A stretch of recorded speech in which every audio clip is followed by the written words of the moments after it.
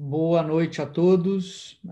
Mais uma vez, gostaríamos de agradecer a presença de todos vocês a um evento da Associação Paulista para o Estudo do Fígado, a APEF, nesses novos tempos aí de pandemia, nos quais a gente tem que se adaptar a múltiplas tarefas.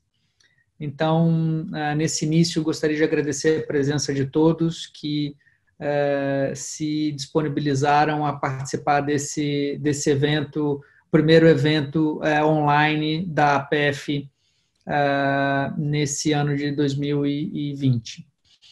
E eu gostaria de introduzir a nossa palestrante de hoje, a doutora Aline Lopes Chagas, que é coordenadora do grupo de gastrohepatologia do Instituto do Câncer do Estado de São Paulo, e que vai aí nos brindar com seu amplo conhecimento sobre esse assunto que é de extrema importância para todos nós que lidamos com os pacientes com hepatopatia crônica avançada e que evoluem com um enorme risco de desenvolvimento de carcinoma hepatocelular.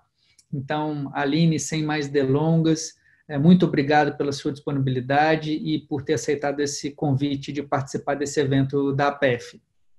A palavra é com você.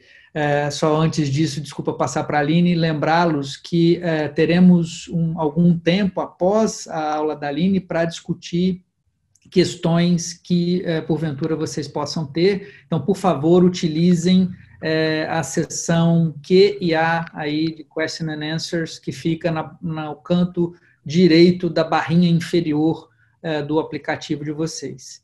Muito obrigado, Aline, novamente, e com você a palavra. Eu gostaria, inicialmente, de agradecer, Betinho, pelo convite.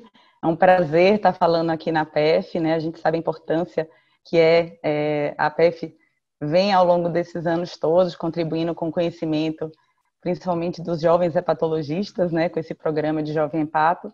E para mim é um grande prazer estar aqui hoje com vocês, tentando discutir um pouquinho os novos conhecimentos e no manejo do carcinoma hepatocelular, agora nesse contexto que a gente está, Inicialmente, quando o Betinho me convidou há alguns meses atrás para fazer essa aula, a ideia era a gente falar um pouquinho do panorama geral do carcinoma hepatocelular, seus fatores de risco, diagnóstico, o manejo atual do CHC, e falar um pouquinho das recomendações da Sociedade Brasileira de Hepatologia no manejo do CHC.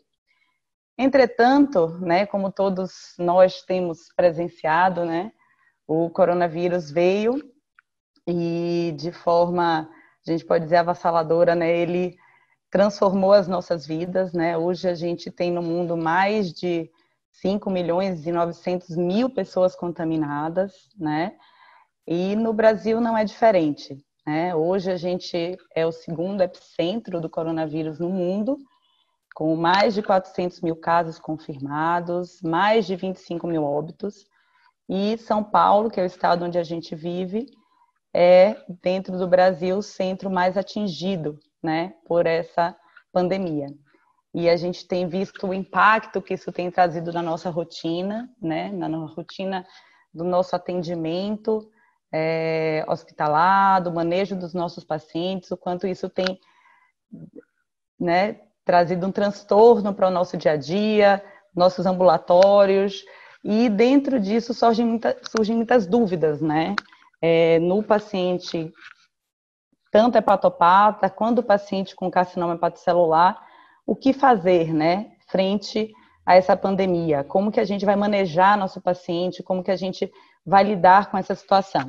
Então, diante disso, a gente fez uma mudança no tema, uma atualização, e além daqueles temas que a gente já ia abordar, a gente vai falar um pouquinho sobre o paciente oncológico e o COVID, o que é que a gente sabe, os possíveis impactos dessa pandemia para o paciente com carcinoma hepatocelular, e falar um pouquinho do manejo desse paciente, desde o rastreamento, diagnóstico, assim como em relação ao tratamento do carcinoma hepatocelular na pandemia. O que é que muda, nessa situação que a gente está vivendo? Bom, em relação aos pacientes oncológicos, a gente sabe que é um paciente de alta complexidade, visto que é um paciente que já tem uma imunossupressão relacionada ao próprio tumor e também, muitas vezes, imunossupressão relacionada ao próprio tratamento, principalmente o tratamento quimioterápico. Além disso, em geral, é um paciente com idade avançada e que tem múltiplas comorbidades associadas, que a gente sabe que aumenta o risco de infecção grave pelo COVID. E aí surgem algumas dúvidas, né? O paciente com câncer tem mais risco de COVID? Ele se apresenta, quando infectado, com a forma mais grave da doença, tem um pior prognóstico?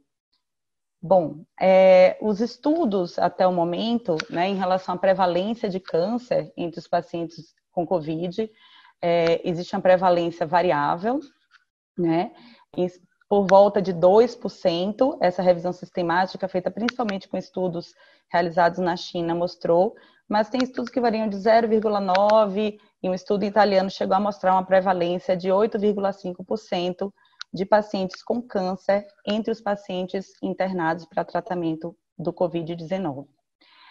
E uma coisa muito importante é que os estudos realizados até o momento, eles têm sugerido que os pacientes com câncer, eles são mais suscetíveis a formas graves do COVID-19. Entretanto, os dados ainda são limitados. Nesse contexto, muitos estudos, como eu falei, oriundos da China, agora que estão começando a surgir os estudos do Ocidente.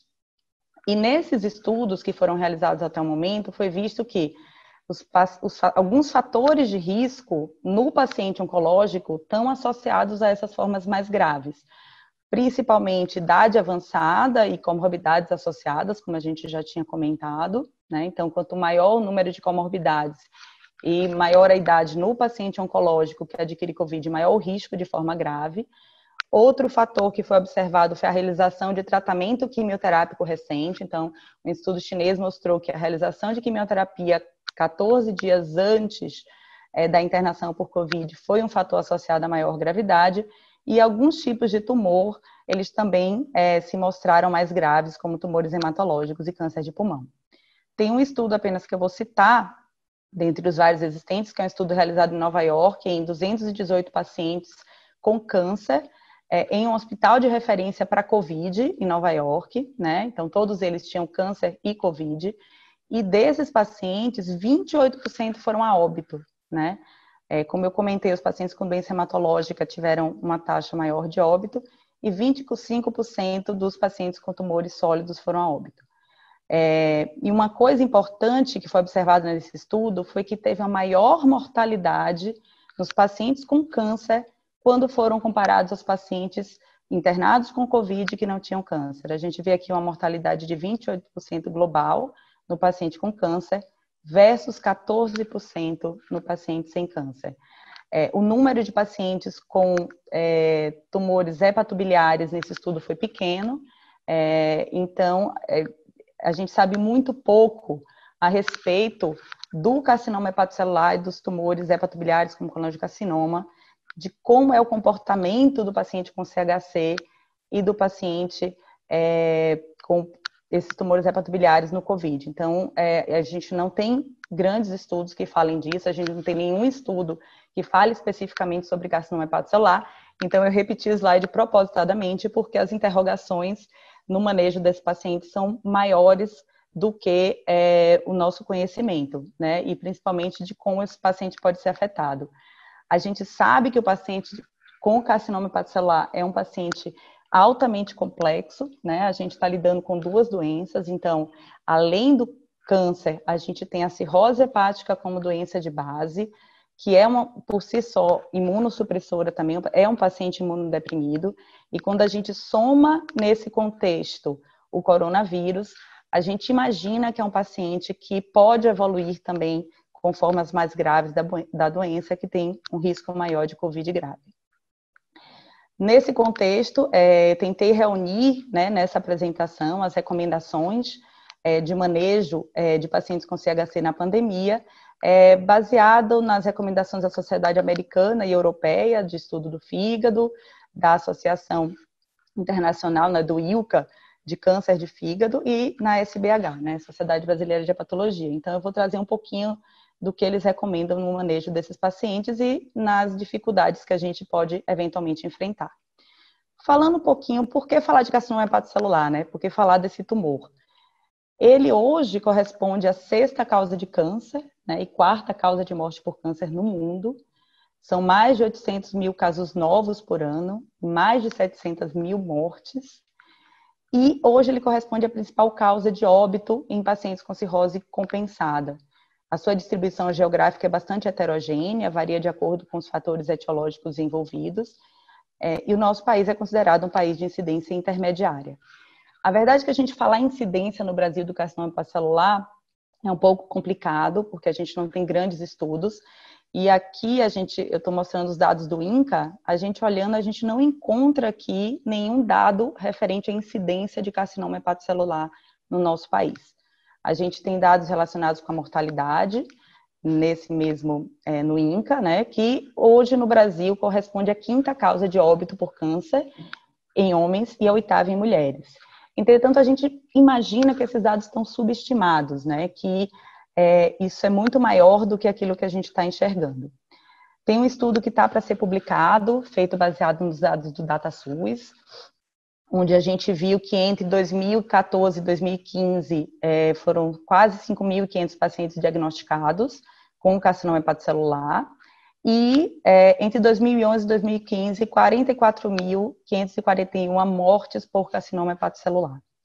Uma coisa muito importante que esse estudo mostrou para a gente, que é muito preocupante, né, na nossa realidade, é que a grande maioria dos pacientes, mais de 60% dos pacientes que tiveram diagnóstico de carcinoma hepatocelular no SUS, já foram diagnosticados no estádio avançado da doença, no estádio onde só cuidados paliativos puderam ser oferecidos. É um cenário alarmante, é um cenário que nos preocupa muito, e infelizmente a gente vivencia isso no dia a dia, a gente vê isso na nossa realidade. E o que fazer diante de uma situação dessa, né? De um contexto tão grave, onde a maioria dos casos são diagnosticados na fase avançada? O que a gente pode fazer para mudar esse cenário, né? São 2 itens principais, né? Para mudar isso, a gente tem que trabalhar com a prevenção do carcinoma hepatocelular e principalmente com o diagnóstico precoce da doença. Para a gente falar em prevenção, a gente tem que conhecer os fatores de risco do carcinoma hepatocelular, né? O principal fator de risco é a cirrose hepática, mas associado à cirrose a gente tem várias etiologias, principalmente a hepatite C, a hepatite B, o álcool e hoje a esteatohepatite não alcoólica, que vem ganhando importância cada vez maior, aqui representada pela síndrome metabólica e a diabetes. No Brasil, nesse estudo multicêntrico coordenado pelo professor Flahy, né, que envolveu mais de 1.400 pacientes com carcinoma hepatocelular, a gente observou que a maioria dos pacientes tinha uma cirrose, né, mais de 90%, praticamente 98% tinha a cirrose como principal fator de risco, e entre as etiologias, a hepatite C era a etiologia mais importante. Mas uma coisa que nos chama a atenção, né, se a gente for ver ao longo dos anos, estudos todos esses publicados no Brasil, a gente observa quanto a esteatohepatite tem ganhado importância cada vez maior como uma etiologia associada ao carcinoma hepatocelular. Observe que nesse último estudo aqui, realizado pelo Rogério Alves, 17% dos casos de carcinoma hepatocelular estiveram associados à esteatohepatite não alcoólica. E isso é uma coisa que a gente vê na prática clínica, né? Cada vez mais a gente vê chegando pacientes com esteatohepatite e carcinoma hepatocelular, muitos deles não vinham sendo acompanhados por um hepatologista e terminam diagnosticando as 2 doenças ao mesmo tempo. E uma coisa que chama muita atenção é que no paciente com esteatohepatite a gente pode ter o carcinoma hepatocelular sem necessariamente ter cirrose associada. Então, 30% dos casos, pelo menos, de esteatohepatite e carcinoma hepatocelular se desenvolvem num contexto na ausência de cirrose. E como a gente faz para prevenir, né, esses fatores de risco, né? A imunização universal contra a hepatite B, como todos sabem, né, deve ser recomendada. Essas são as recomendações da Sociedade Brasileira de Hepatologia, que foram publicadas esse ano, né, é a atualização do nosso consenso de CHC, e traz para a gente aí o que a gente deve recomendar de prevenção.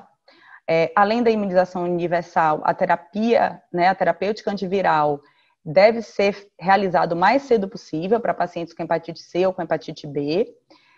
E uma coisa que é sempre dúvida na literatura é em relação ao impacto do tratamento da hepatite C com os DAAs, né, na recidiva dos tumores. Esse impacto ainda é incerto, mas o que a gente recomenda é que o ideal é que o tratamento no paciente que já tem carcinoma hepatocelular seja realizado pelo menos após 6 meses de resposta completa ao tratamento do tumor.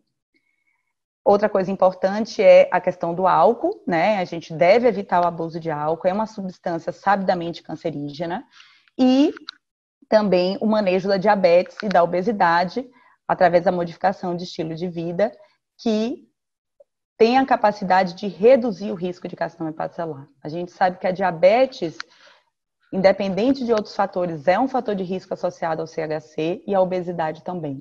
Então, a perda de peso, o controle adequado da diabetes entram como formas de prevenção do carcinoma hepatocelular. E quais são os possíveis impactos da pandemia nessa prevenção do CHC, né? A gente, nessa pandemia, está tendo menor acesso, né? Os pacientes estão tendo menor acesso ao tratamento das hepatites virais. Já se sabe que existe um aumento da ingesta de álcool por conta da quarentena, né? A gente imagina que esteja acontecendo. E, com certeza, uma menor adesão às modificações de estilo de vida nos pacientes, com a redução do exercício físico, as pessoas estão com mais dificuldade de fazer dieta. Então, no paciente, principalmente que tem esteatose e esteatohepatite, essa questão da prevenção do carcinoma hepatocelular está tendo dificuldades em relação a isso. E falando um pouquinho agora do rastreamento e diagnóstico do carcinoma hepatocelular. O que a gente recomenda habitualmente para esse paciente, né? Quem é o grupo de risco que deve ser rastreado? Principalmente os pacientes com cirrose. Então, todo paciente com cirrose ou com fibrose avançada, né? Ou seja, hepatopatia crônica F3, ele deve realizar rastreamento do carcinoma hepatocelular. E pacientes com hepatite B, mesmo os não cirróticos e que apresentem um alto risco de desenvolvimento de CHC. Os pacientes que tiveram resposta virológica sustentada e que têm hepatite C, eles devem manter o rastreamento, tá? Independente de terem tido essa resposta. E como que deve ser feito o rastreamento do carcinoma hepatocelular? Com ultrassom de abdômen a cada 6 meses, associado ou não à alfa-fetoproteína. Muito bem. A partir do momento que você faz o rastreamento, você identifica uma pequena lesão. O que fazer diante desse cenário? Bom, aqui está o guideline que é baseado no guideline do ISO, que a gente vai recomendar pela Sociedade Brasileira de Hepatologia, onde tudo vai depender do tamanho do nódulo, né? Se a gente tem um nódulo menor que 1 centímetro identificado a ultrassom, a gente vai diminuir o intervalo de segmento desse paciente, fazendo ultrassom a cada 3 a 4 meses. Quando a gente tem uma lesão maior que 1 centímetro, a gente deve realizar um exame de imagem contrastado. E caso esse exame de imagem, principalmente tomografia e ressonância, se eles apresentarem um achado típico para carcinoma hepatocelular, a gente tem o diagnóstico de carcinoma hepatocelular. Se não, a gente vai utilizar uma outra modalidade de exame de imagem ou realizar a biópsia para poder esclarecer o diagnóstico. Então, o diagnóstico do carcinoma hepatocelular ele pode ser feito com métodos não invasivos, então, tanto através da tomografia quanto a ressonância, mas também, em casos que a imagem não puder esclarecer, a gente pode utilizar a biópsia hepática. Chamando a atenção que em pacientes não cirróticos, sempre é recomendado que esse diagnóstico seja feito através de biópsia. Os exames, como eu já comentei, são a tomografia e ressonância, são os grandes exames que a gente deve utilizar para o diagnóstico num paciente que tem um nódulo suspeito a ultrassom. O ultrassom com contraste, ele pode ser utilizado como forma de diagnóstico no paciente que tem uma contraindicação à realização de tomo e ressonância. Aqui só exemplificando o achado típico, né, de hipervascularização na fase arterial e washout na fase venosa ou tardia.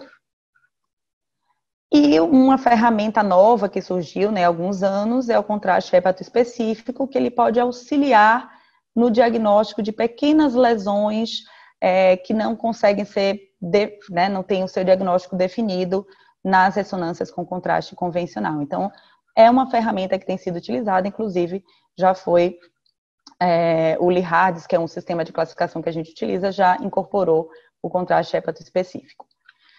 Bom, E na pandemia, né? O que é que a gente pode ter dificuldade, né? Com os possíveis impactos no diagnóstico do CHC?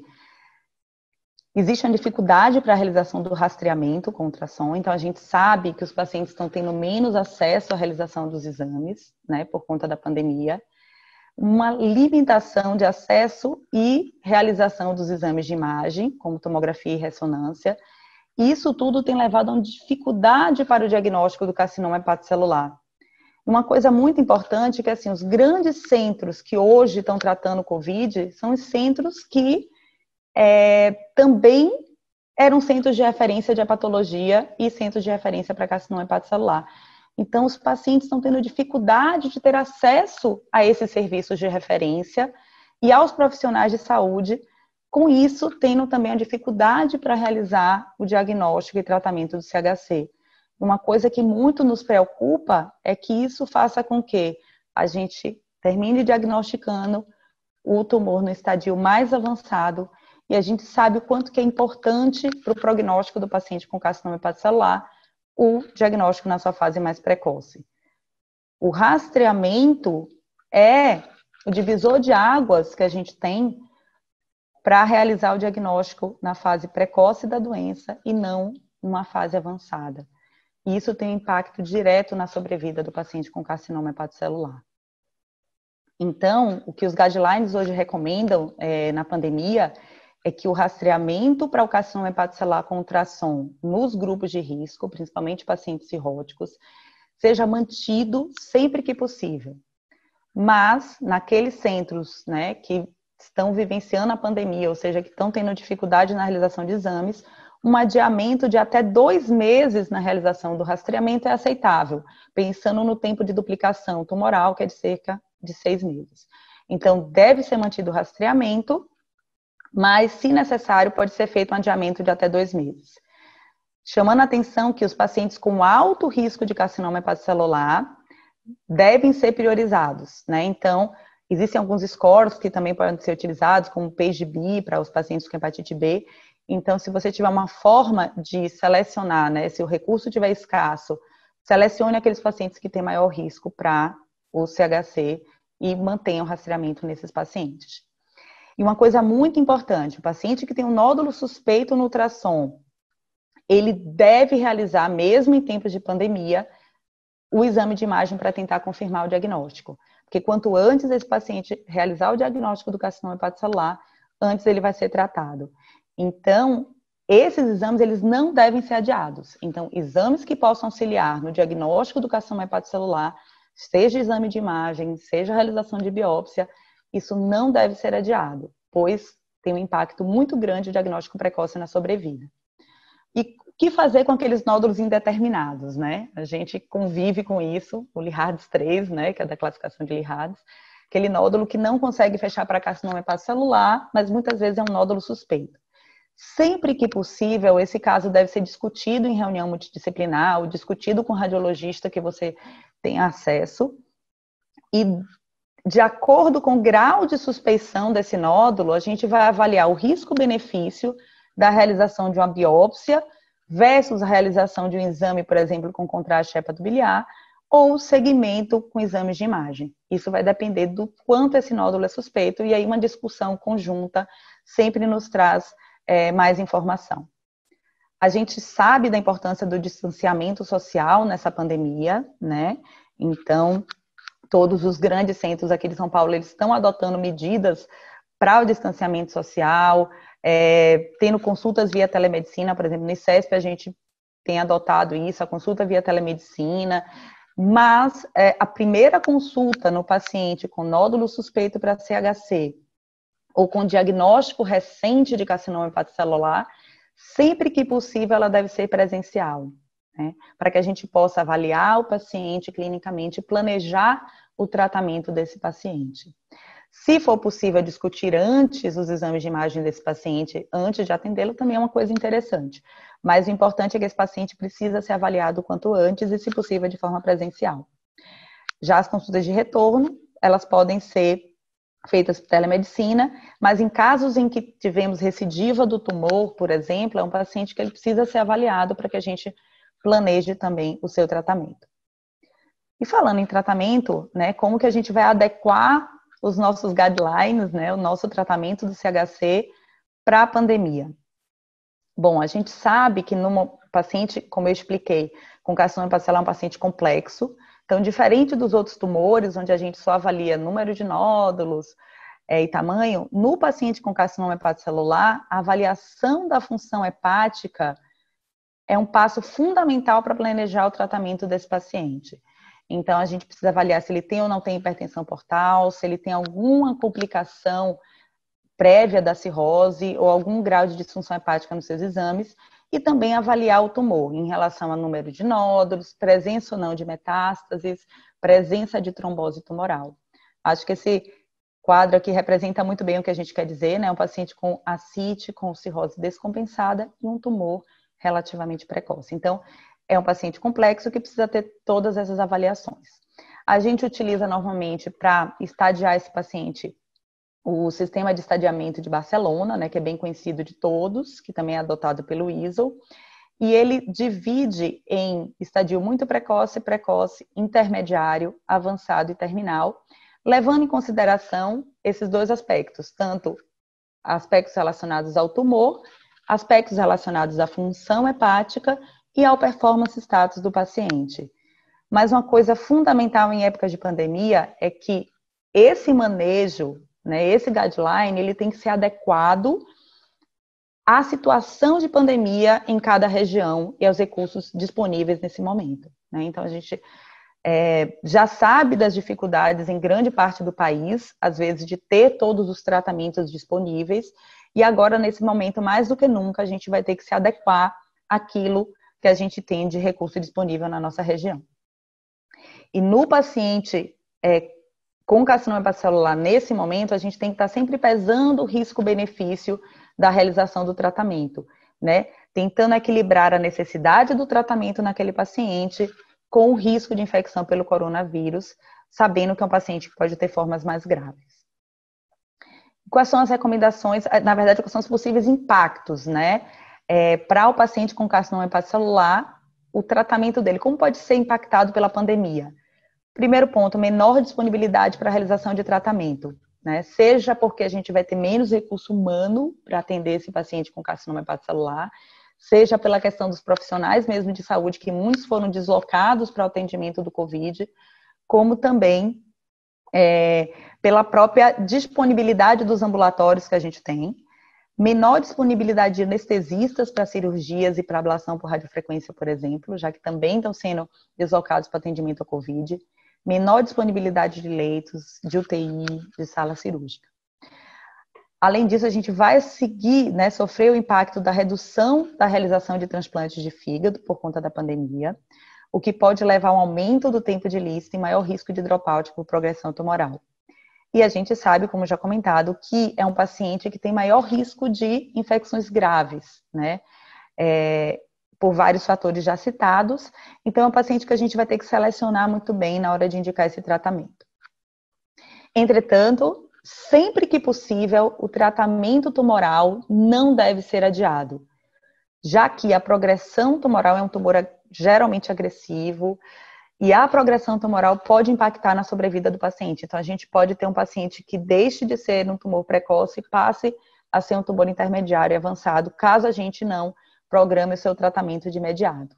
Mas, como eu comentei, o risco-benefício dessa intervenção, desse tratamento, deve ser individualizado e deve ser discutido com o paciente. O paciente tem que ter um papel, sempre deve ter, mas nesse contexto, um papel maior ainda na decisão terapêutica. E esse risco-benefício vai depender de alguns fatores, né? De qual o tratamento proposto, qual o risco de infecção naquela região e naquele paciente, quais as comorbidades do paciente, qual a idade e como que é a função hepática desse paciente. É um paciente que tem um risco alto de descompensar pelo tratamento e vir a necessitar de uma internação prolongada.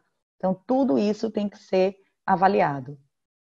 E uma coisa importante é que em pacientes de alto risco, ou seja, que tenham comorbidades, idade avançada, uma função hepática limítrofe, nesse contexto de pandemia, a gente deve considerar a possibilidade de migração para tratamentos menos invasivos ou, eventualmente, esse é o último recurso utilizado, adiamento daquele tratamento com monitorização rigorosa pelos exames de imagem.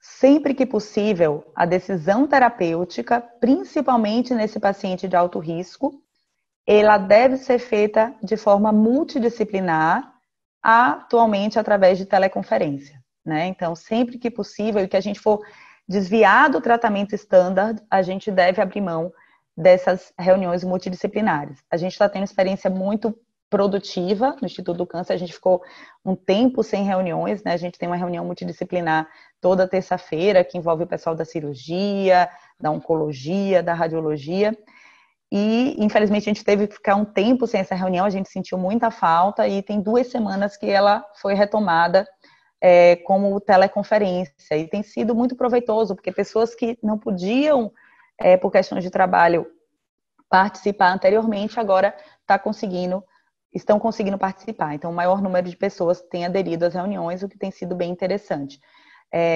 Então, caso no seu centro não tenha uma reunião específica, de repente discutir com o radiologista que você conhece, com o cirurgião, tentar compartilhar as decisões terapêuticas com outras especialidades. Falando agora, eu vou falar um pouquinho do tratamento em cada estadio, né? Falando agora do tratamento do carcinoma hepatocelular precoce. O paciente com carcinoma hepatocelular precoce é aquele paciente que tem uma função hepática ainda preservada. Ele pode ser muito precoce quando ele tem um nódulo único menor do que 2 centímetros, ou um BCLCA, que a gente chama quando tem tumor único, ou até 3 nódulos até 3 centímetros.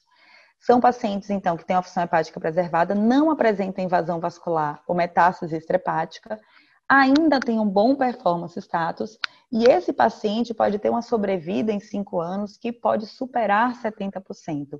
Ele é o paciente que a gente quer diagnosticar, que a gente quer tratar precocemente, porque a gente sabe que a sobrevida dele é muito boa se a gente conseguir fazer um tratamento para ele, e todos esses tratamentos aqui disponíveis são aqueles que a gente utiliza, que é a ablação por radiofrequência, a ressecção e o transplante, são tratamentos que aumentam a sobrevida. E como que a gente escolhe entre esses tratamentos no paciente com carcinoma hepatocelular precoce? A gente vai se basear no número e tamanho de nódulos, a localização, muitas vezes é um fator definidor, a presença ou não de hipertensão portal e outros fatores que hoje, na pandemia, se tornaram ainda mais importantes, que é a função hepática, a presença de comorbidades e a idade, já que, como a gente já comentou, também são fatores de risco para infecção grave pelo COVID-19. E falando um pouquinho agora do tratamento cirúrgico, né? Quando a gente indica tratamento cirúrgico para o paciente com carcinoma hepatocelular? Principalmente quando a gente tem tumor único, independente do tamanho, num paciente sem hepatopatia. Então, aqui embaixo eu cito um exemplo, é um paciente que tinha um tumor muito grande, né, enorme, acometendo todo o lobo direito, mas se a gente olha o fígado dele contralateral, era um fígado normal. Era uma paciente que não tinha hepatopatia, e essa paciente foi indicada a ressecção cirúrgica. No paciente com hepatopatia, também preferencialmente os que tiverem tumores únicos, que tiverem uma função hepática preservada e que apresentarem uma hipertensão portal leve ou preferencialmente sem hipertensão portal, né? E sempre que possível, dependendo da localização, que seja feito por videolaparoscopia, que diminui a morbidade desse paciente. E, como a gente já comentou, o COVID pode impactar no tratamento cirúrgico do paciente com carcinoma hepatocelular, tanto pela capacidade anestésica, como pela disponibilidade de leitos, e pelo risco relacionado à internação hospitalar, né? O risco de adquirir o coronavírus, que pode agregar morbidade e mortalidade para esse paciente. Então, o que é recomendado hoje é que a gente selecione mais ainda o paciente para o tratamento cirúrgico, selecionando aqueles com menor risco de descompensação e preferencialmente sem comorbidades que aumentem o risco. Em pacientes que apresentem nódulo único, menor do que 3 centímetros, né? Menor ou igual a 3 centímetros, a gente considerar nesse paciente a realização nesse momento de ablação por radiofrequência, já que é um procedimento que tem menor tempo de internação hospitalar e menor morbidade. E os estudos mostraram que praticamente se assemelha à cirurgia, não tem nenhum estudo mostrando que a cirurgia é superior à radiofrequência nesse paciente com nódulo único menor do que 3 centímetros. Na Itália, eles já estão adotando essa medida, né? Então, os tumores que podem ser, onde pode ser feita a ablação por radiofrequência, por conta da pandemia, que seriam candidatos cirúrgicos, eles estão migrando para ablação por radiofrequência. Já aquele paciente que tem um tumor único, maior do que 3 centímetros, esse é um paciente que a ablação por radiofrequência ela já não funciona tão bem. Então, a gente, caso seja, né, ele apresente muito risco para a cirurgia, muita morbidade, seja um paciente não tão ideal, a gente pode optar por realização de tratamento ponte, tanto com tratamento locorregional como com tratamento sistêmico. Então, aqui só resumindo as alternativas, né, ao tratamento cirúrgico na pandemia. Então, se for um tumor único menor que 3 centímetros, radiofrequência. Tumores maiores, a gente pode fazer a quimioembolização transarterial ou embolização. A radioterapia pode ser uma opção naquele paciente que tem contraindicação aos outros tratamentos, assim como a terapia sistêmica. E, em alguns casos muito selecionados, fazer a monitorização rigorosa dos exames de imagem. Aqui só um exemplo para vocês real, né? Esse caso foi discutido na semana passada em reunião. Era uma paciente de 75 anos, com cirrose por NASH, Child-A, que já tinha comorbidades, tinha uma boa plaqueta e ela tinha um quadro de erisipela de repetição. Inicialmente, essa paciente tinha sido avaliada e tinha sido proposto um tratamento com cirurgia, mas esse caso foi rediscutido em reunião e diante das comorbidades, da idade da paciente, frente à pandemia, a gente optou por realização da quimioembolização como tratamento ponte e, de acordo com a resposta, a gente vai avaliar a realização do tratamento cirúrgico em um segundo momento, mais para frente. Falando um pouquinho do transplante, né? O transplante é o tratamento de escolha para o paciente com tumor precoce, com CHC precoce, dentro dos critérios de Milão, que não tenha metástase extrahepática ou invasão vascular e que já apresenta uma função hepática comprometida e ou hipertensão portal. Então, aqui é um quadro clássico, né, do paciente candidato ao transplante, então, um paciente que tem uma função hepática comprometida e que ainda tem um tumor precoce. No COVID, além dos impactos já citados para o tratamento cirúrgico, né, em termos de disponibilidade de leito e UTI, a gente sabe o risco da COVID em causar morbidade e mortalidade excessivas por conta da imunossupressão, principalmente no pós-transplante imediato. Né? Ainda uma grande interrogação na evolução desses pacientes, então é uma preocupação muito grande. Até pelo próprio risco de infecção trazido pelo doador. Então, hoje o que se preconiza é que esse paciente, né, tanto o doador quanto o receptor, assim como a equipe, sejam testados antes da realização do transplante. E um grande impacto é a redução do acesso à própria avaliação para o transplante.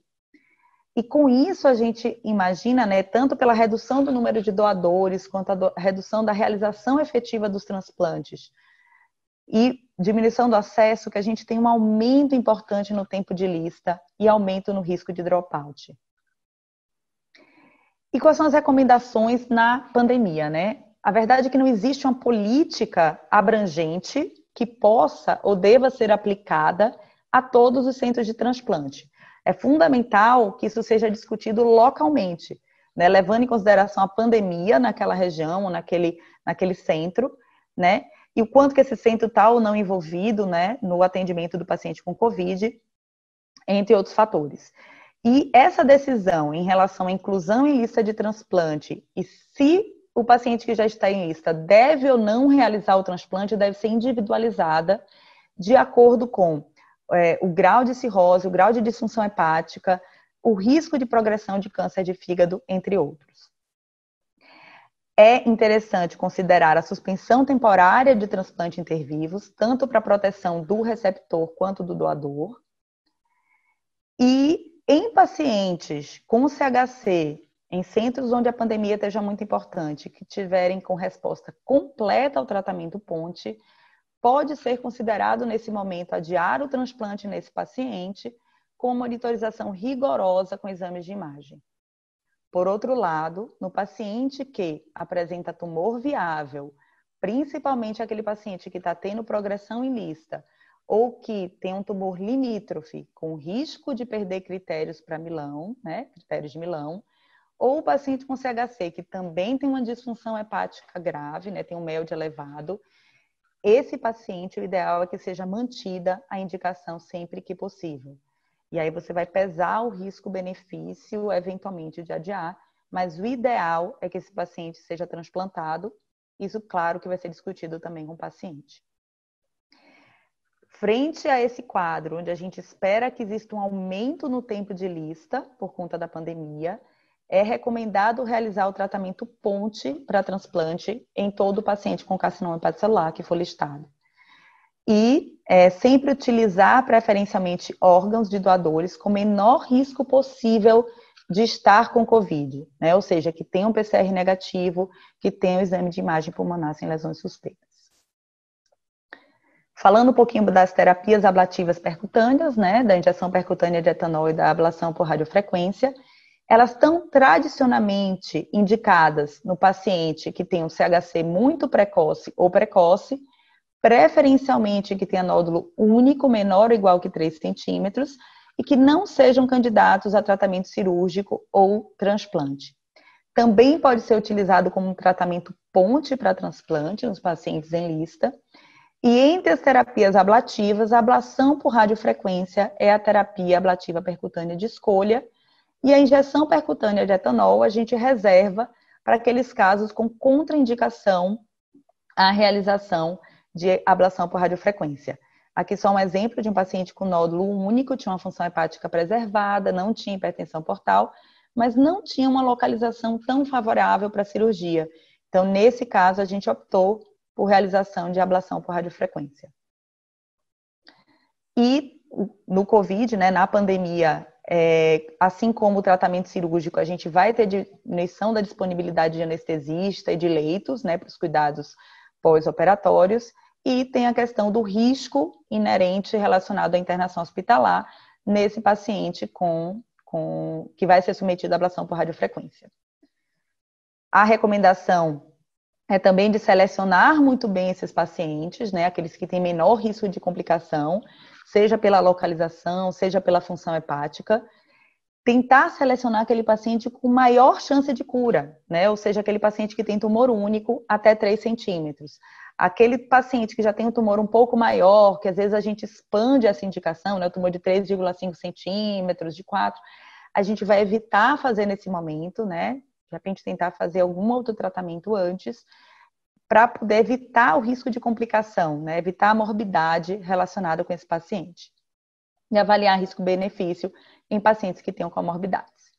Como terapias alternativas, né? A gente vai oferecer a quimioembolização e embolização, como eu falei nesse nódulo, né? Entre 3 e 4 centímetros, que a gente eventualmente faria RFA, mas a gente, nesse contexto, vai evitar. Nos pacientes que tenham contraindicação, a quimioembolização ou a embolização, podemos utilizar a radioterapia e a terapia sistêmica nos pacientes que tiverem contraindicação ao tratamento locorregional. Fazer a monitorização rigorosa com exames de imagem é uma opção, mas tem que ser em casos muito selecionados.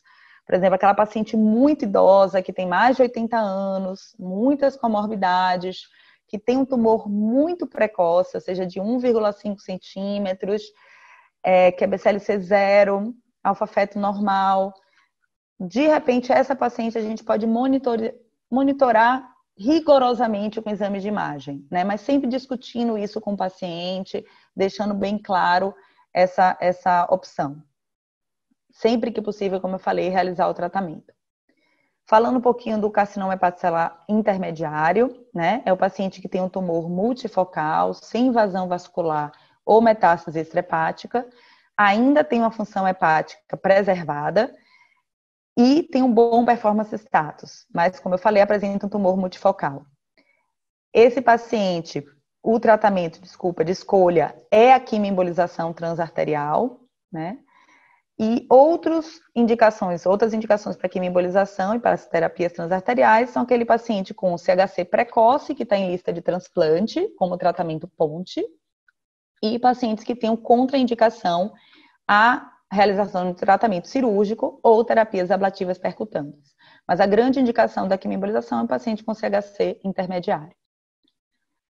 A gente sabe na pandemia que vamos ter uma redução na capacidade da radiologia intervencionista, né? E como eu já falei, da disponibilidade de leitos e do risco de infecção relacionado à internação e à própria realização do tratamento, por exemplo, com TACI convencional, que tem associado quimioterápico.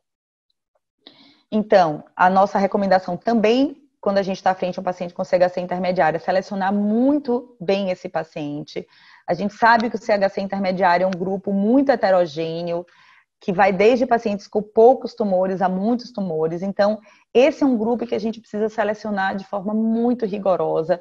E muitas vezes, aqueles pacientes com tumor multifocal que a gente optava por fazer, né, tentar fazer uma quimioembolização, talvez seja o momento de precocemente migrar esse paciente para o tratamento sistêmico. Existem alguns scores que a gente pode utilizar. Uma coisa que tem sido recomendada é que o paciente que tem um tumor acima do up to 7, que é um critério utilizado mais para transplante, que esse paciente a gente avalie com cuidado se não vale a pena migrar de tratamento. E sempre que disponível, né, tentar utilizar a DEB-TACI, né, que é uma TACI que leva menos morbidade no paciente, apesar de não ter benefício em termos de sobrevida. Em alguns casos, pensar na embolização sem o quimioterápico e a radioembolização se disponível. A gente sabe que a radioembolização tem pouca disponibilidade, é um procedimento muito caro no nosso país, mas caso tenha disponível, pode ser uma opção. E fundamental avaliar de forma rigorosa a resposta ao tratamento nesse paciente, né? Então, avaliar direitinho se ele está tendo uma boa resposta à quimioembolização, se vale a pena insistir nesse tratamento ou se a gente deve migrar para o tratamento subsequente, que seria a terapia sistêmica. Então, as terapias alternativas seriam a radioterapia, é uma opção, né, para esse paciente, a terapia sistêmica e, em alguns casos selecionados, a monitorização rigorosa com exames de imagem. Bom, o carcinoma hepatocelular avançado já é aquele paciente que tem uma função hepática ainda preservada, tem um bom performance status, mas já tem invasão vascular ou metástase extrahepática. O tratamento de escolha nesse paciente é o tratamento sistêmico, né? Já foi demonstrado que aumenta a sobrevida. E outras possíveis indicações, né, além do CHC avançado para o tratamento sistêmico, é aquele paciente que tem um CHC intermediário, que tem uma doença progressiva após o tratamento loco-regional e que não tem indicação de nova quimioembolização. Geralmente a gente considera que depois de 2 quimioembolizações, se a gente não tem uma resposta satisfatória ou a gente tem uma progressão de doença, esse paciente deve ser considerado para tratamento sistêmico. Ou aquele paciente que tem uma contraindicação à realização dos outros tratamentos, né? Tratamento loco-regional ou cirúrgico. A gente teve uma evolução muito grande, né, da quimio, né, dos tratamentos sistêmicos nos últimos anos. Até 2007, a gente não tinha nenhum tratamento que tivesse demonstrado aumento de sobrevida para o carcinoma hepatocelular. Em 2007, o sorafenib surgiu como a primeira terapia sistêmica que mostrou benefício em termos de sobrevida. Depois dele, a gente teve 10 anos, né, sem novidades em termos de benefício em sobrevida para o paciente com carcinoma hepatocelular. A partir de 2017, surgiram vários tratamentos, né, e o último foi a combinação de imunoterapia com anticorpo monoclonal, que foi publicado recentemente, agora em maio, que foi o estudo em Brave. A gente vai falar muito rapidamente das recomendações, né, frente a essas várias terapias.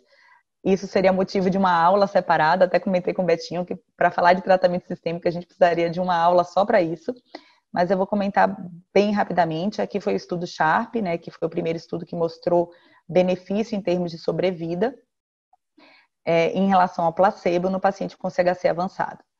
Então, falando quais são as recomendações hoje, né? Então, o sorafenib ele está indicado para o carcinoma hepatocelular avançado, é a medicação que a gente tem mais manejo, né? Que a gente está mais acostumado a utilizar. Então, ele está indicado no paciente com CHC avançado, BCLCC, que tem função hepática preservada, e também naquelas outras indicações de tratamento sistêmico. Eventualmente pode ser usado no paciente com child B7, mas sempre com cuidado muito rigoroso nesse paciente que tem algum grau de disfunção hepática, né? E pode ser avaliado o início de terapia com sorafenib com a dose reduzida nos pacientes mais idosos, que têm uma função hepática limítrofe. O levantinib é uma outra opção de primeira linha, né, de tratamento de primeira linha. O estudo mostrou não inferioridade em relação ao sorafenib. Então, são as duas principais opções que a gente tem já aprovadas no Brasil para tratamento de primeira linha. Bem recentemente, como eu comentei, agora em maio, foi publicado o estudo Embrave 150, que faz a combinação de uma imunoterapia, que é o atezolizumab, com um anticorpo monoclonal que inibe o VEGF. E esse foi o primeiro estudo, né, essa combinação, foi o primeiro estudo que demonstrou superioridade em termos de sobrevida em relação ao sorafenib como tratamento de primeira linha, visto que o levantinib, na verdade, foi um estudo de não inferioridade, né? Então, essa combinação foi o primeiro que mostrou maior sobrevida quando comparado com o sorafenib, chamando atenção para algumas ressalvas, né? Que foi um estudo onde praticamente metade dos pacientes eram da Ásia e com hepatite B. Então, ele teve uma quantidade de pacientes com hepatite B maior do que, por exemplo, no estudo SHARP, quando realizado no Ocidente, né? Mas, de qualquer forma, foi o primeiro estudo que trouxe um benefício em termos de sobrevida. Então, é mais uma opção que vai surgir para o tratamento de primeira linha no paciente com CHC avançado. E de segunda linha, o que a gente tem, né, naquele paciente que progride com sorafenib ou progride com outros tratamentos de primeira linha ou que não tolera um tratamento de primeira linha? Bom, a gente tem o regorafenib, né, que foi a primeira medicação também que comprovou benefício como tratamento de segunda linha em pacientes que toleram sorafenib. Então, chamando a atenção que o regorafenib ele deve ser usado em pacientes que tiveram uma boa tolerância ao sorafenib e que mantêm uma função hepática preservada. Outra medicação foi recentemente também publicado, que mostrou benefício, foi o cabozantinib, né, como tratamento sistêmico de segunda linha, em pacientes intolerantes ou com progressão pós-sorafenib.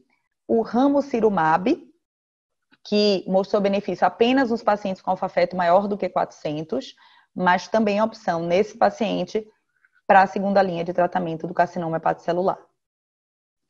Aqui só um fluxograma, né? Isso tudo ainda está muito em discussão, então hoje os congressos de câncer de fígado discutem como que deve ser a ordem de tratamento, qual deve ser a segunda linha, mas a gente tem de opções principais o sorafenib e o levantinib, né?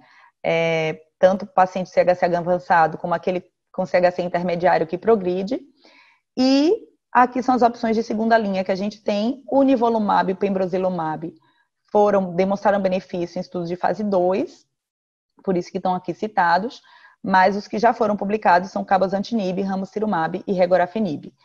A gente não tem estudos ainda de segunda linha pós-progressão com levantinib, mas o que tem sido adotado nesse outro fluxograma é que aquele paciente que usou levantinib que tem progressão, a gente pode usar inclusive o sorafenib, assim como as outras opções que a gente já citou de tratamento de segunda linha. E a partir da progressão, você pode utilizar, né, como terceira linha, algum tratamento que ele não tenha utilizado previamente. E a gente vai ter que incluir agora nesse fluxograma, né, também a combinação de atezolizumab com bevacizumab como mais uma opção de primeira linha. Bom, e qual é o possível impacto no tratamento sistêmico, né, pelo Covid-19? Primeiro impacto foi a suspensão do recrutamento para protocolo de pesquisa. Então, inicialmente, todos os protocolos foram suspensos. A própria capacidade de atendimento ambulatorial limitada, o que resulta na dificuldade, por exemplo, da migração de tratamento de primeira linha para segunda linha. A gente já sabe que é um paciente, principalmente com CHC avançado, com maior risco de infecção grave pelo Covid. E a gente tem muitos poucos dados referentes a relação entre tratamento sistêmico e o impacto desse tratamento sistêmico no risco de um Covid mais grave. Então, a priori, você deve manter o tratamento que já está em curso. E uma redução na avaliação da resposta pelos exames de imagem. Então, mais do que nunca, selecionar muito bem esse paciente para o tratamento sistêmico, baseado no performance status, no CHILD, nas comorbidades. Diante da pandemia, utilizar como tratamento de primeira linha, optar pelos inibidores de tirosina quinase, que são medicações via oral, o paciente não precisa ir para o hospital para fazer a medicação, faz de casa e tem um fácil manejo de dose quando a gente tem eventos adversos. Então, hoje a primeira escolha como tratamento de primeira linha são os inibidores de tirosina quinase, sorafenib ou levantinib. E nessas regiões que a terapia com inibidores de checkpoint já foram aprovadas, a gente deve balancear isso nessa questão da necessidade de infusão.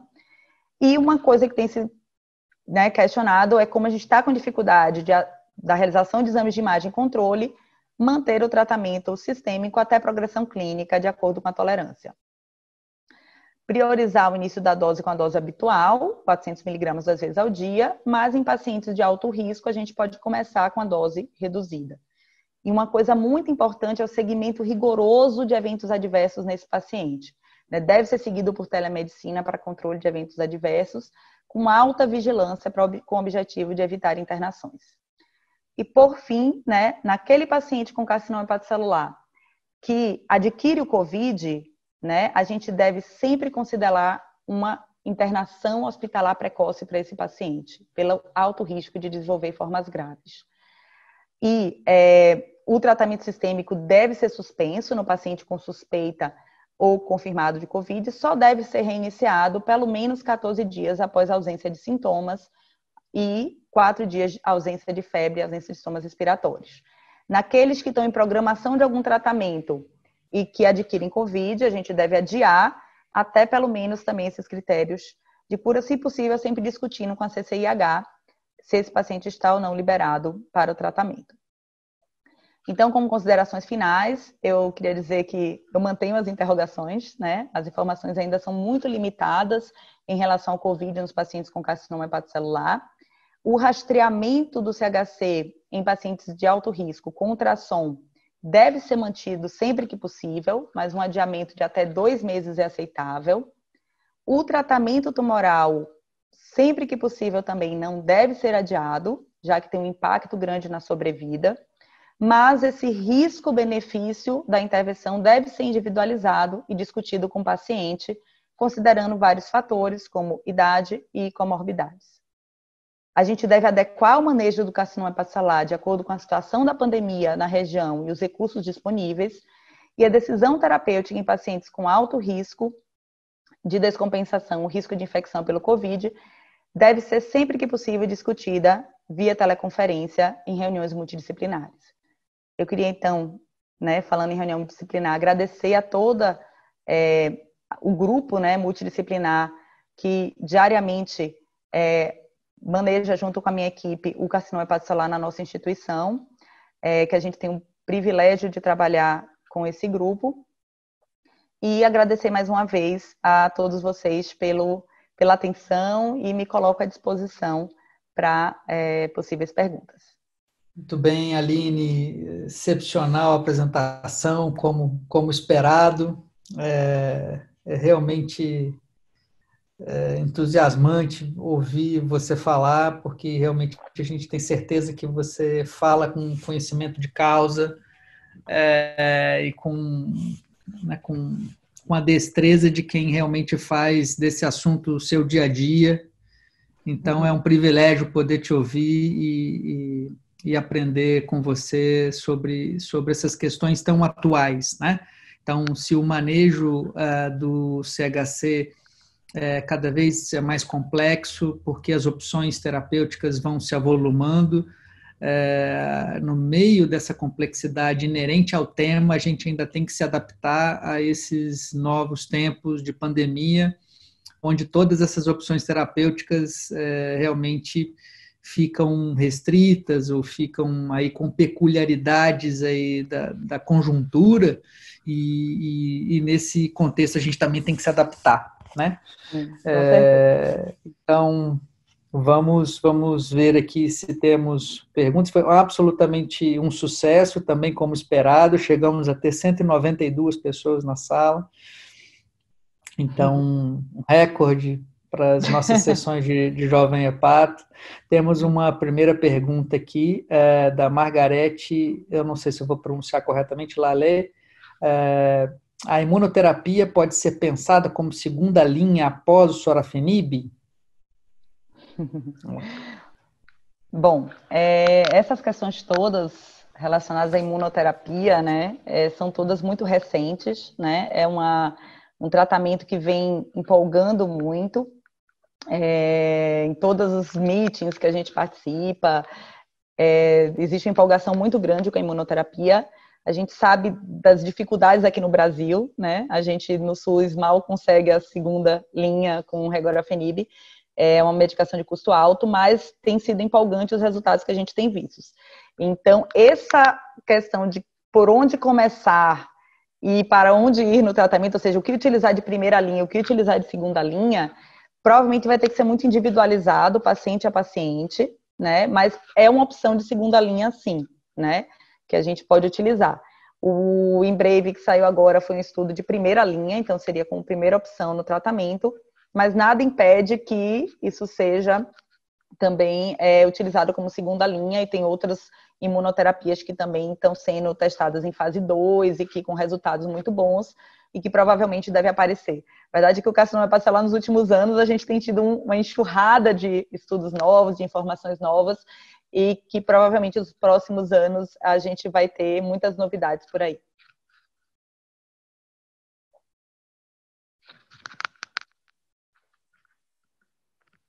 Estou sem som aqui. A gente já tem algumas outras perguntas, mas deixa eu te perguntar uma pergunta que pode ser talvez rápida. Uma palhinha sobre o perfil de segurança dessas novas moléculas. Como é que são os efeitos colaterais desses novos agentes aí que estão chegando? Então, a coisa interessante nesse estudo, somente no Embrave, foi que o perfil de tolerância foi muito bom. Foi até superior, né, ao sorafenib, teve uma tolerância melhor também, então, em termos de segurança. O que se preocupa por exemplo, com a hepatite autoimune induzida, é uma coisa que pode acontecer, né, que a gente tem que ficar atento, mas, no geral, ele teve um perfil de segurança bom, né, são tratamentos com boa tolerabilidade, que é um ponto grande a favor. Bom, também vamos ver se na vida real vai ser tão bonzinho assim. Isso, e uma coisa que me preocupou um pouco, viu, Betinho, até falando do Embrave, assim, quando a gente lê o artigo, né, que foi um estudo que 40% mais ou menos foi incluído de pacientes asiáticos, né? E ele teve um critério de seleção, que eram pacientes que não podiam ter uma hipertensão portal muito grave por conta de risco de sangramento, porque um deles é inibidor de VEGF. Então tinha que ser ou varizes de esôfago, né, que não, sem risco de sangramento ou tratadas. E uma grande parte pacientes de hepatite B, né, que não é o nosso perfil. Então, quase 50%, se eu não me engano, da amostra eram pacientes com hepatite B. Então, acho que é um estudo que precisa ser também validado no nosso meio, né, que é um meio que muita hepatite C, muito NASH, muito álcool.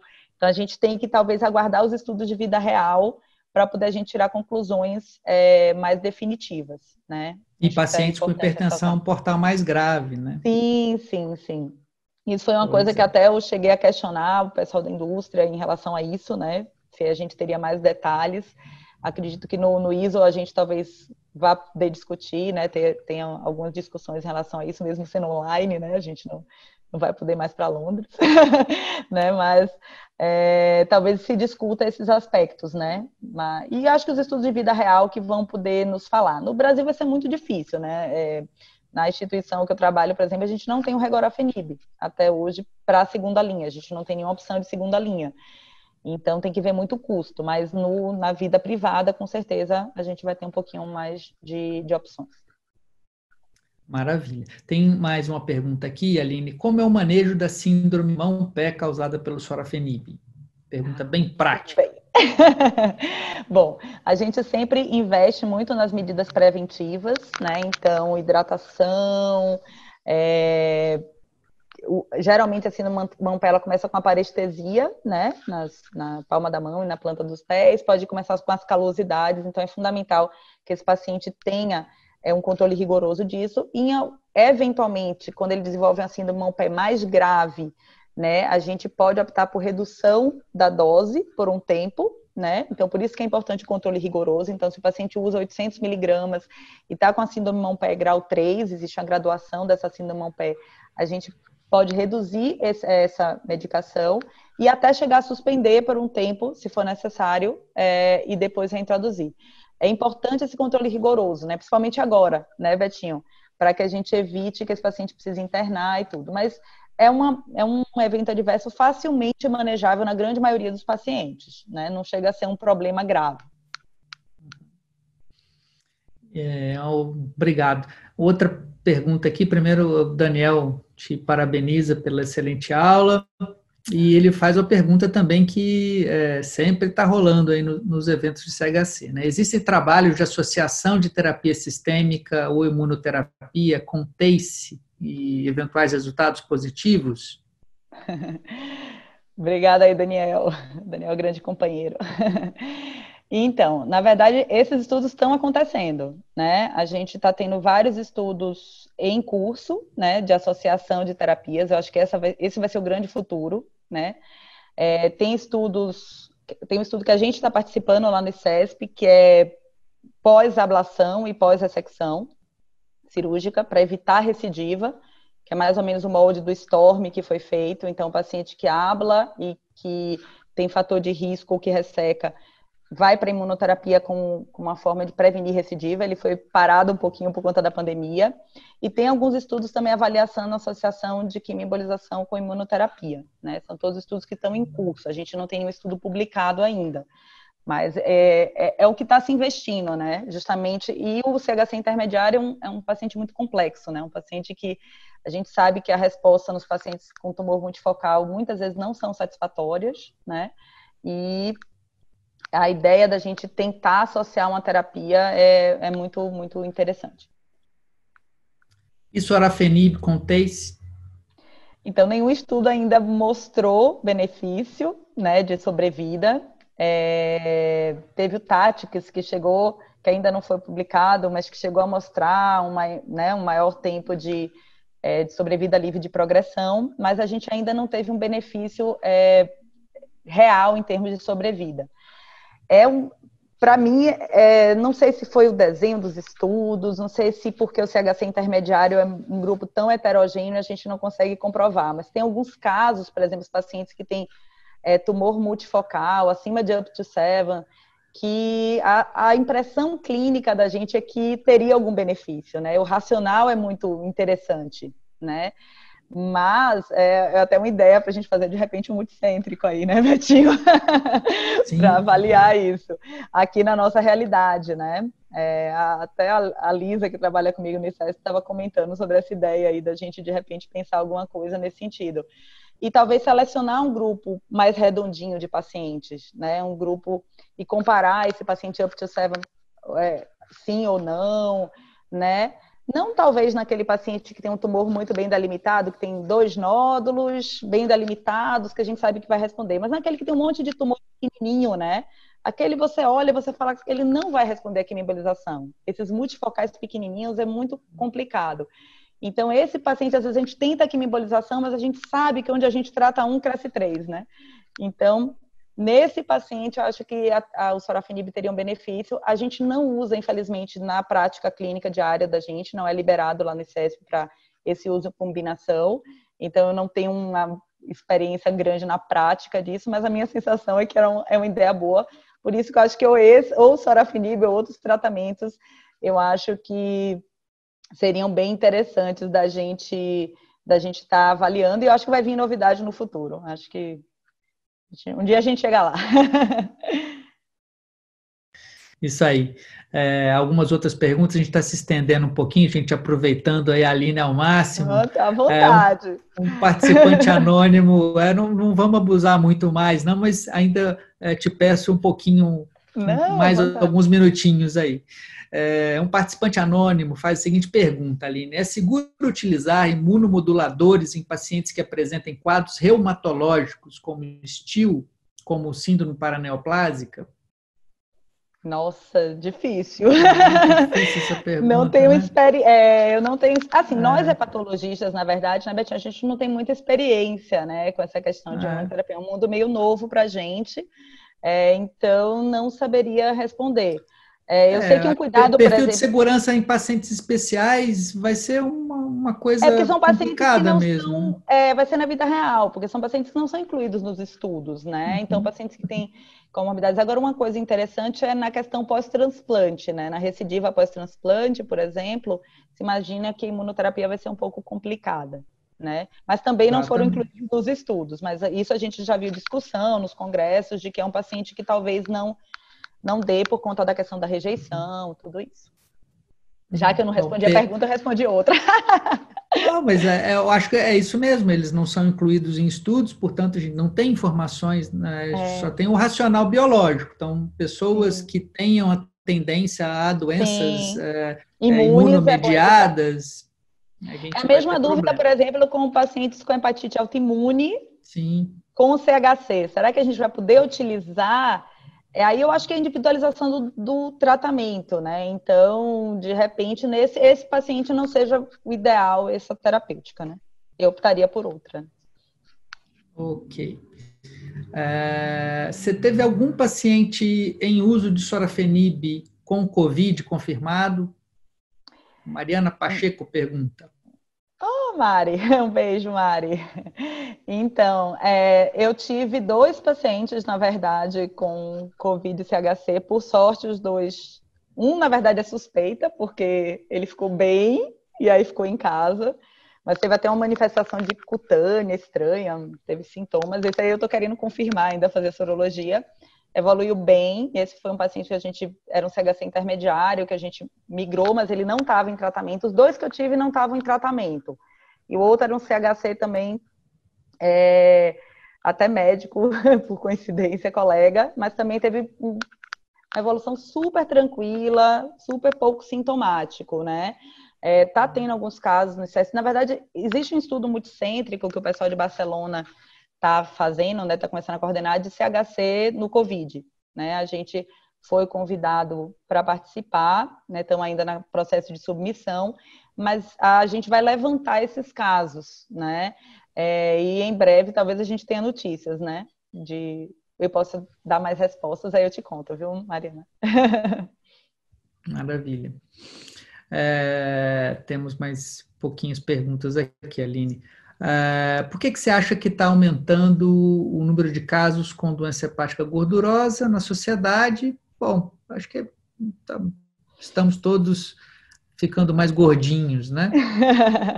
Não, sim, com certeza. É a doença do século, né? Imagino É, que, assim, a hepatite B era uma grande etiologia, né? Que com a vacina caiu muito o número de casos de CHC associados à hepatite B. E a tendência vai ser cair cada vez mais. A hepatite C ainda é um problema, porque a gente tem muito cirrótico ainda, mesmo os que trataram com DAs, ainda é um grupo de risco que precisa ser monitorado. A gente tem visto muito caso assim, né? Que tratou, fez RVS, daqui a pouco desenvolve CHC.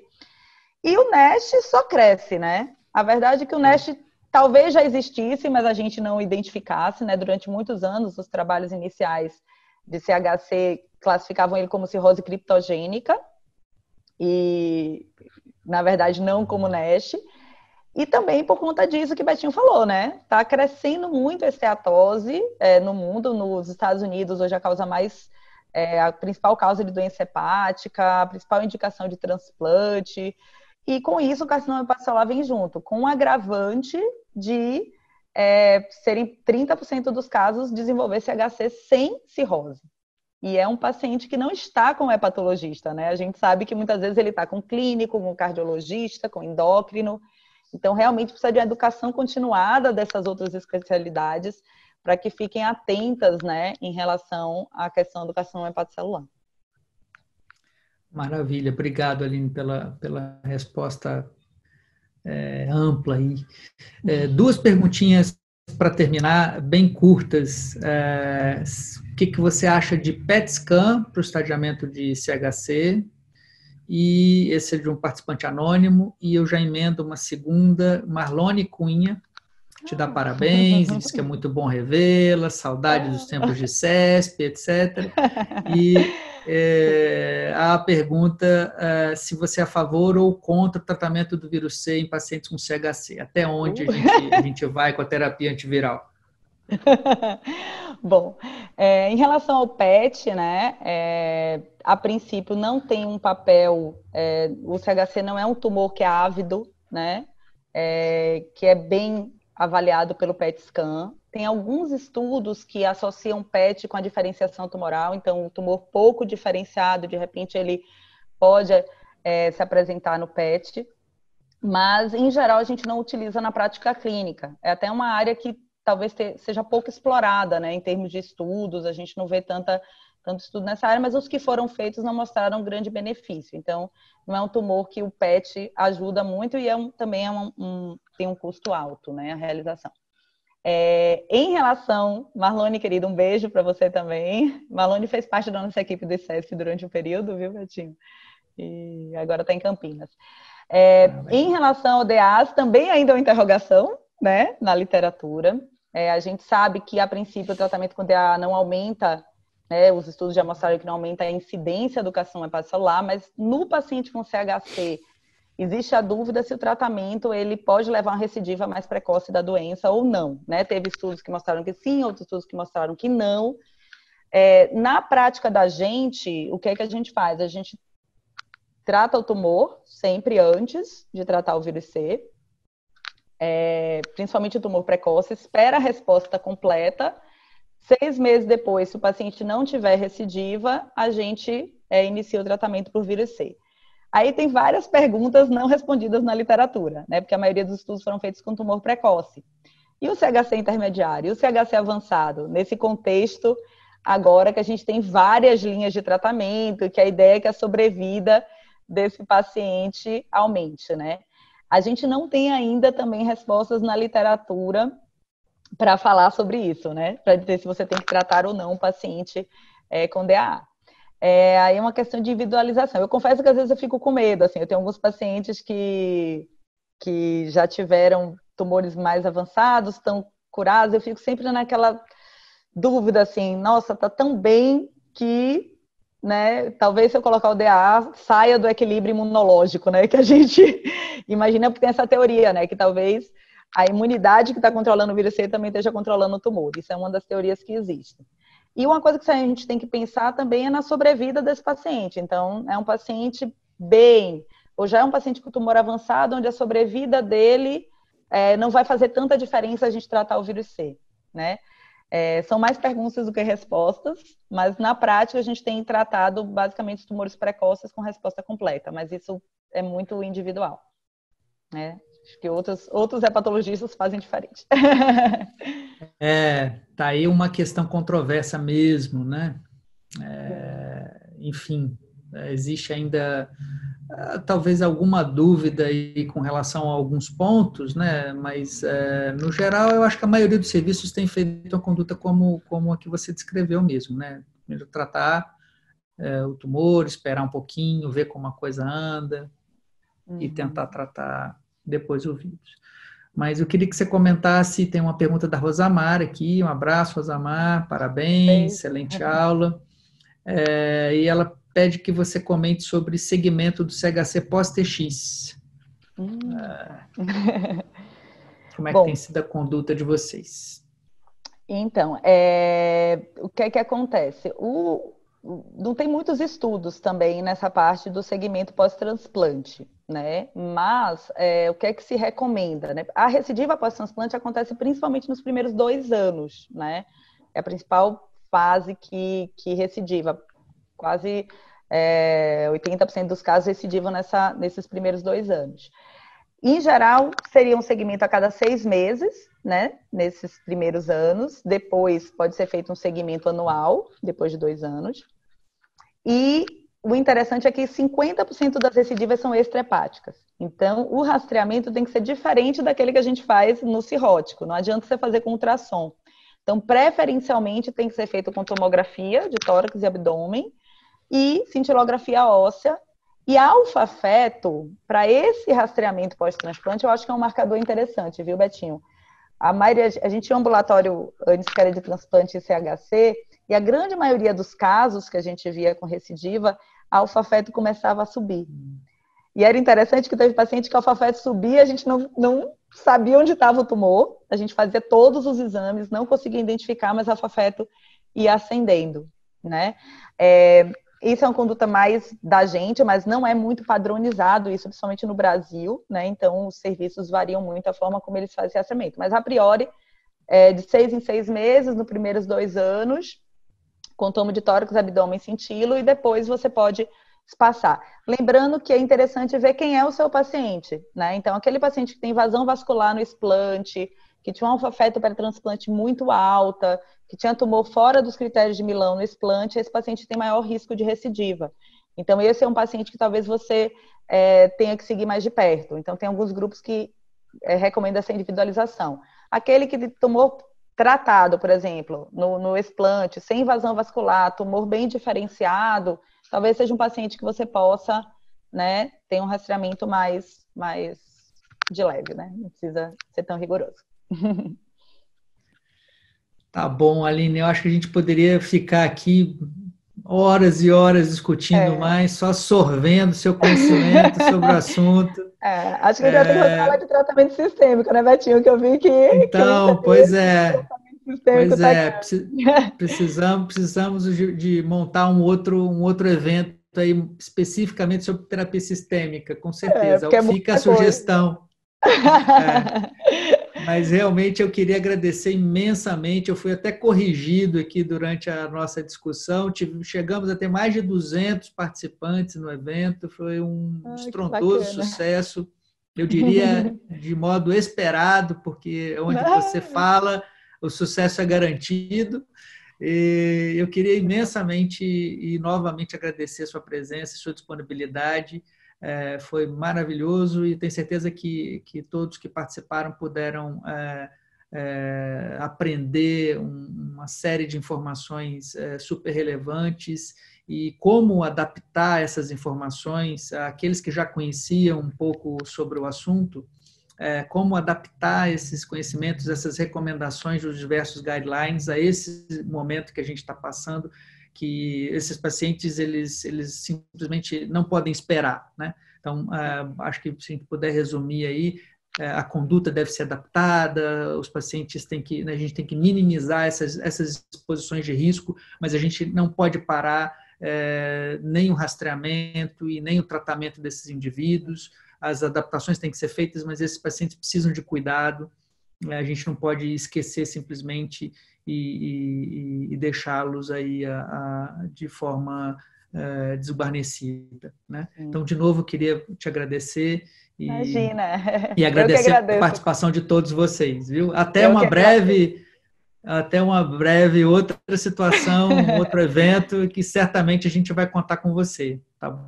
Muito obrigado. É um prazer poder, mesmo que online, né, tá junto aí com os colegas e ajudando um pouquinho no que a gente pode, mais com dúvidas às vezes do que certezas, mas no que a gente puder estar contribuindo, e estou à disposição sempre, né, se tiver alguma dúvida, a maioria, né, tem meu número ou meu e-mail, podem contar comigo, tá bom? Um beijo grande para todos. Obrigado, Aline. Obrigado a todos os participantes. E com isso a gente encerra esse primeiro evento online do Jovem Hepato, o primeiro evento online da APEF nesse ano. Agradeço muito a disponibilidade de todos e até breve no próximo evento. Muito obrigado e boa noite.